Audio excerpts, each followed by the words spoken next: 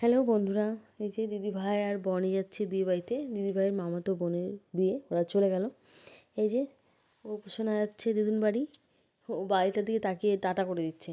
গোপু সোনা মামা ভাত খেতে একাই গেছিলো, মানে ওর বাবা নিয়ে গেছিলো, যেহেতু কাছেই বাড়ি সামনেই, ওর মা যায়নি। গোপু সোনার হচ্ছে জোড়া গোপালের মানত ছিল, তাই কালকে হচ্ছে পুজো, ওরা আজকে চলে যাচ্ছে দিদুন বাড়ি। গোপু সোনাকে নিয়ে চলে গেল টাটা করে দিয়ে।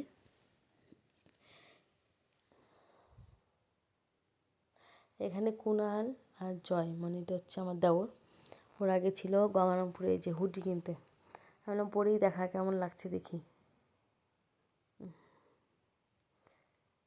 এই যে পড়েছে, ও হেসেই যাচ্ছে, মানে ও একটু রোগা, ওর গায়ে একটু লুজ হচ্ছিলো, তাই ও হাসছে। না, ভালো লাগছে, দুজনকেই ভালো লাগছে। লজ্জাও পাচ্ছে, টাটা করে দিল। এখানে ফ্রিজে ছিল কাতলা মাছের মাথা, সেটাতে আমি এই যে রাতে করলাম মুড়ি ঘন্ট। এখানে মা খেতে বসেছে, মানে প্রায় সবার খাওয়া দাওয়া কমপ্লিটই হয়ে গেছে। এই যে আমি বলছি আমাকে কেউ নিয়ে গেল না, সবাই চলে গেল। টাটা বন্ধুরা।